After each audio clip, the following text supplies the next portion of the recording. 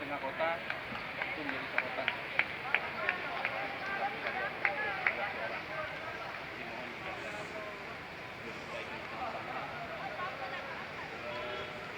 Tempatnya nyaman menurut saya selama posisi dari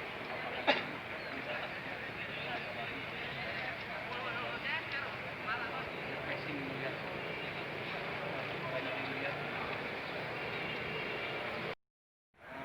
di tengah kota itu menjadi sorotan.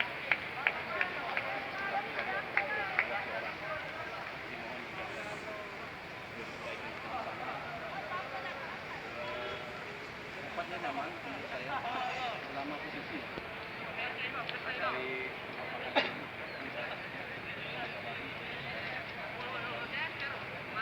refreshing melihat banyak yang melihat. Kami dari manajemen Sriwijaya FC setelah berkoordinasi dengan coach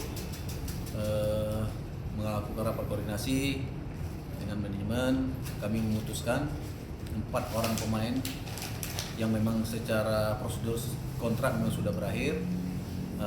Keempat pemain ini bukan lagi bagian dari Sriwijaya FC. Pemain tersebut antara lain Dedi, Dani, Ripaldi, dan Mario. Kami dari manajemen mengucapkan banyak terima kasih atas kerjasamanya selama ini dan memohon maaf kalau ada manajemen kekurangan dalam memberikan yang terbaik buat pemain. Mungkin itu aja, terima kasih. Assalamualaikum warahmatullahi wabarakatuh.